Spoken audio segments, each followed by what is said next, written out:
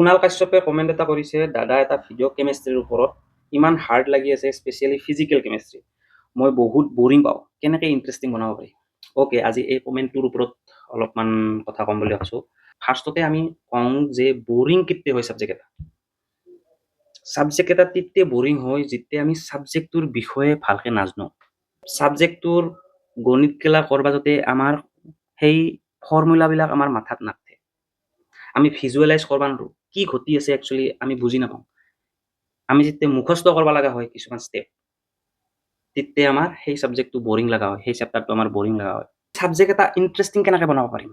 ছাবজেক্টটোত থকা ফৰ্মুলাবিলাক যদি আমি মুখস্থ কেৱল কৰিব নালাগে, মুখস্থ পৰীক্ষা কৰি কৰিব লাগিব যাতে লেখা পাৰোঁ, কিন্তু কেৱল যাতে মুখস্থ হৈ নাথাকে, আমি প্ৰেক্টিকেল লাইফত যাতে আমি সেইটো ইউজ কৰিব পৰাকৈ আমি ভিজুৱেলাইজ কৰিব পাৰোঁ, সেই মাথাটো মাৰিব লাগিব। কেনেকৈ? আমি খুবেই মলালিটিত বহুত কনফিউজন হয়ে মেক্সিমাম ষ্টুডেণ্টৰ। আজি পঢ়ে কালি পাহৰি যায়, আজি পঢ়ে কালি পাহৰি যায়। কিয়? কাৰণ কেৱল সূত্ৰটো মুখস্থ কৰা যায়, যে কি number of moles of solute divided by volume of the solution. নহয়, আমি এটা সলিউশ্যন কিয় ইমাজিন কৰিব নোৱাৰোঁ? সলিউশ্যনত আমি সলিউট কি বনাম? চেনি ল, চবতকৈ ইজি সলিউশ্যন এটা তুমি কেনেকৈ ইমাজিন কৰিব পাৰা? চব বস্তু ফিজিকেল বস্তুবিলাক আমি এটা জেনেৰেলাইজ ফৰ্মত যদি আমি ল'ব পাৰোঁ, যেনেকৈ আমি চেনিৰ পানী ল'লোঁ, চেনি যদি আমি 1 মল লওঁ, হয় না, চেনি 1 মল লওঁ আৰু যদি চলভেণ্টটো যদি টোটেল সলিউশ্যনটোৰ যদি আমি 1 লিটাৰ লওঁ, তেতিয়া সেই সলিউশ্যনটোৰ মলাৰিটি 1 হ'ব, হয় না। এই বস্তুটো যদি আমি প্ৰেক্টিকেল লাইফৰ লগত আমি অলপমান ৰিজালোঁ, আৰু এইটোৰ পৰা মলালিটিটো কেনেকৈ হ'ব? যদি আমি সেই চেনিটো 1 মল লৈ কিনে যদি আমি ৱাটাৰটো সলভেণ্টটো যদি আমি 1 কেজি হিচাপত যদি কোনো লিটাৰত নহয় যদি কেজিত লওঁ, তেতিয়া আমাৰ মলালিটি পাই যাম। তো এই ধৰণে আমি প্ৰেক্টিকেল লাইফত যদি ৰিলেট কৰিব পৰাকৈ যদি ভিজুৱেলাইজ কৰিব পাৰোঁ পঢ়ি থকাতে, দেন অলপমান ইজি হ'ব। ফাৰ্ষ্ট কথা কি? ফৰ্মুলা মুখস্থ কৰাৰ লগে লগে ভিজুৱেলাইজ কৰিব লাগিব। ছেকেণ্ড কথা কোনটো? আমাৰ বহুত খহ যে নিউমাৰিকেল লাগে, আমি ভয়তে মাৰোঁ, নিউমাৰিকেল আহিব বুলি নিউমাৰিকেল প্ৰেক্টিচ কৰোঁ ডগুৰি, কিন্তু প্ৰেক্টিচ কৰাৰ আগতে আমি তাৰ কনচেপ্টটোৱে নাজানো ভালকৈ। কনচেপ্টটো আগতে ক্লিয়াৰ হ'ব লাগিব, তাৰ পাছতহে আমি নিউমাৰিকেল কৰা উচিত, তাৰ ডিৰাইভেশ্যন কৰা উচিত। আমি কনচেপ্টটো কোনটো চিটুৱেশ্যনত কেনেকুৱা চিটুৱেশ্যনত বস্তুটো চেঞ্জ হয়, আমি আগতে কনচেপ্টটো ল'ব লাগিব, ভিজুৱেলাইজ হ'ব লাগিব, মেমৰাইজ হ'ব লাগিব। তাৰ পাছত যেতিয়া আমি ডিৰাইভেশ্যন কৰিম, তেতিয়া সেই ডিৰাইভেশ্যনটো বৰিং নালাগে, আৰু ডিৰাইভেশ্যনৰ ষ্টেপবিলাক যে মুখস্থ কৰিব লগা নহয়, আমি মুখস্থ কৰোঁ ডিৰাইভেশ্যন ষ্টেপবিলাক, সেইকাৰণে আমাৰ বৰিং লাগে। আমি বস্তু যদি আমাৰ মাথাত যদি ৰেজিষ্টাৰে নহয়, কি ধৰবাই নৰে, মুখস্থ কৰিব লাগে জোৰ দি, প্ৰেছাৰ দি, তো ই কেনেকৈ ভাল লাগিব বস্তুটো, ছাবজেক্ট এটা বুজি পাব লাগিব না। আমি কমকৈ বুজি পাওঁ, প্ৰেক্টিচ কৰাৰ আগতে আমি কনচেপ্টটো ল'বা অলপমান টান পাওঁ, আমি আগতে কনচেপ্ট লওঁ। কনচেপ্ট লোৱাৰ পাছত প্ৰেক্টিচ কৰাটো বহুত ইম্পৰ্টেণ্ট। কনচেপ্ট লোৱাৰ পাছত নিউমাৰিকেল প্ৰেক্টিচ কৰিলে কি হয়, আমি কনচেপ্ট লোৱাৰ পাছত কনচেপ্টবিলাক পূৰা একুৰেটলি মাথাত নাথাকে।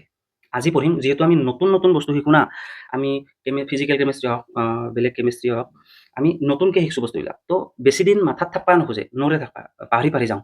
সেইকাৰণে যদি সেইটো ফিক্স কৰিব লগা হয়, বেছিকৈ মনত ৰাখবা লগা হয়, বেছিকৈ প্ৰেক্টিচ কৰিব লগা হয়। নিউমাৰিকেল প্ৰেক্টিচ কৰিলে কি হয়, গোটেই কনচেপ্টটো চামাৰাইজ হৈ মাথাত থাকি যায়, গোটেইখিনি এটা লাৰু হৈ পিনে মাথাত থাকি যায়, আৰু সেইটো পাহৰাতে অলপমান কষ্ট হয়, পাহৰি নাযাব পটককৈ। তো গতিকে ফাৰ্ষ্ট কনচেপ্টটো লওক, তাৰ পাছত যদি নিউমাৰিকেল প্ৰেক্টিচ কৰক, তেতিয়া তোমাৰ কনচেপ্টটো পূৰা মজবুত হয়, হাতৰি বাতৰি মালি দিয়া টাইপৰ হয় নিউমাৰিকেলটো। তো যেতিয়া সেই কনচেপ্ট আৰু নিউমাৰিকেলেদি তোমাৰ টপিকটো বা ছাবজেক্টটো বা চেপ্টাৰটো যেতিয়া ষ্ট্ৰং হয়, সেই ষ্ট্ৰং হোৱাৰ পাছত তোমাৰ ইজি হৈ যাব। যেতিয়া ইজি হ'ব তাৰ পাছত আৰু বৰ নালাগে। আৰু এটা কথা কওঁ, ফিজিকেল কেমেষ্ট্ৰি কিয় বেছি টান হৈ যায় জানানা? আমি বহুত চিম্পল বস্তু এটা ক্লাছত আমাৰ বহুত এক্সপ্লেইন কৰি কিনে বুজাই দিয়ে, গোটেই চিটুৱেশ্যন এটা বহুত এক্সপ্লেইন কৰি বুজাই দিয়ে, কিন্তু একচুৱেলি ইমানখিনিহে তাৰ কনচেপ্ট। সেই কনচেপ্টখিনি বুজাই দিয়াৰ জৰুৰী হয়, যাতে তোমাৰ মাথাত চাৰিওভাগৰ পৰা তুমি চিটুৱেশ্যনবিলাক বুজি পা, সেইকাৰণে বুজোৱা যায়, সেইটো ইম্পৰ্টেণ্ট। কিন্তু একচুৱেলি বহুত সৰু কনচেপ্ট এটা থাকে, তো সেই সৰু কনচেপ্টটোৰ দ্বাৰাই তুমি যদি মনত ৰাখা, তোমাৰ বহুত সুবিধা হৈ যাব। তাৰ কাৰণে তুমি বনাব লাগে এটা মাইণ্ড মেপ। মাইণ্ড মেপ কেনেকৈ বনায়? গোটেই চেপ্টাৰটো তুমি এটা পেজতে লিখবা ট্ৰাই কৰবা। যেনে দ্ৰৱ চেপ্টাৰটোত কেইটামান HS ছেকেণ্ড ইয়াৰৰ কথা কৈছোঁ, দ্ৰৱ বা সলিউশ্যন চেপ্টাৰটোত কেইটামান সেই ৰুল আছে, ৰাউলছ ল আছে, ৰাউলছ ল, তাৰপাছত ডেল্টনছ ল, তাৰপাছত আৰু কি ল আছে, লেছ এটিলাছ প্ৰিন্সিপল, আৰু আৰু এটা আছিল। তো সেই লগ এটাৰ মিনিং মানে এক লাইনত তোমাৰ বুজি পায়, কিন্তু সেই লগ এটা এক্সপ্লেইন কৰাতে আমাৰ ক্লাছত বহুতখিনি কথা ক'ব লগা হয়। সেইটো তোমালোকে ফিল কৰিছা। আৰু যিমানে তোমাৰ কথা কয় সিমানে আমি কনফিউজন আমাৰ ক্ৰিয়েট হৈ যায়। তো গতিকে তুমি যেতিয়া পঢ়িবা সেই কম কথাটোৰ দ্বাৰা মনত ৰাখিব ট্ৰাই কৰিবা, তেতিয়া তোমাৰ ফিজিকেল কেমিষ্ট্ৰি বহুত ইজি হৈ যাব। তাৰ পাছত আৰু যদি এটা কথা কওঁ, যিমান পাৰা সিমান কনচেপ্টবিলাক বেলেগক বুজাব ট্ৰাই কৰিবা। তোমাৰ ফ্ৰেণ্ড কোনোবা আছে যদি তাক বুজালা। আমাৰ আমাৰ কনচেপ্টবিলাক তেতিয়া বেছি ষ্ট্ৰং হয় যেতিয়া আমি বেলেগক পঢ়াওঁ। এইটো সঁচা কথা। এইটো তোমাৰ বিশ্বাস নকৰিবা পাৰা। তুমি ধৰা সেনেকুৱা মানুহ পোৱা নাই। তুমি কাৰোবাক হ'লেও বুজাবা। তোমাৰ ঘৰৰ মানুহক বুজাবা। কিন্তু যেতিয়া তুমি বস্তু এটা পঢ়ি পেলাই কেৱল থৈ দিয়া বা ৰিভিজনত দিয়া, সেইটো কেৱল এটা মনত থাকিব, কিন্তু সেই মনত থকাটো কেতিয়া বহুত ষ্ট্ৰং হ'ব জানা, যেতিয়া তুমি সেই বস্তুটো কনচেপ্টটো কাৰোবাক শিকাবা।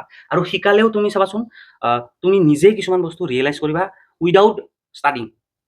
তো সেই বস্তুটো অৱলম্বন কৰিব পাৰা, তেতিয়া ফিজিকেল কেমিষ্ট্ৰি বুলি নহয়, তোমাৰ ছাবজেক্ট যিকোনো ছাবজেক্টেই ইজি হৈ যাব। আই হোপ মই কথাবিলাক ক্লিয়াৰলি বুজাব পাৰিছোঁ। আৰু যদি বুজি পাইছা দেন ফ'ল' কৰিবা, বহুত লাভ হ'ব। মোৰো বহুত কনফিউজন আছিল, ময়ো বহুত টান পাইছিলোঁ, বহুত বৰিং পাইছিলোঁ ফিজিকেল কেমিষ্ট্ৰি। আৰু এনেকুৱা ধৰণৰ কিছুমান সৰু সুৰা কথাৰ অৱলম্বন কৰি কিনে মই আগবাঢ়িছিলোঁ আৰু সঁচাকৈ ফলপ্ৰসূ হৈ মই বেলেগক শিকাইছিলোঁ।